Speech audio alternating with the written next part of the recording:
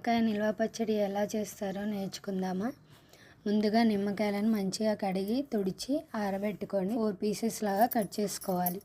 Cut చేసుకున్న వాటిని కొలతకు steel గిన్నె అయినా తీసేసుకొని వాటితో కొలుచుకోవాలి. నాకు ఇక్కడ 4 కప్స్ అయినాయి. ఈ కప్పుతోని 1 కప్పు దొడ్డుప్పు అంటే గల్లుప్పు అంటారు, రాళ్ళుప్పు అని కూడా అంటారు. ఆ ఉప్పుని 1 కప్పు తీసుకున్నాను నేను.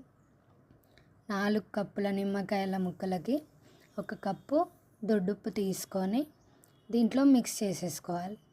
మిక్స్ చేసేసుకున్నాక కొద్దిగంత పసుపు కూడా యాడ్ చేసుకోవాలి.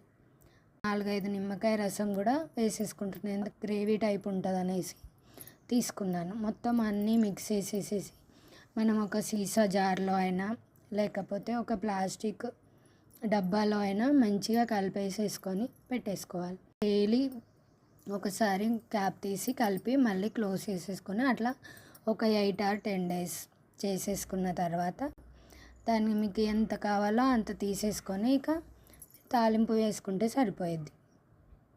చాలా చాలా టేస్టీగా ఉండిద్ది. నేను మళ్ళీ తాలింపు వేసేటప్పుడు కూడా నేను మీకు ఎలా తాలింపు వేసుకోవాలనేది కూడా నేను మీకు చూపిస్తాను.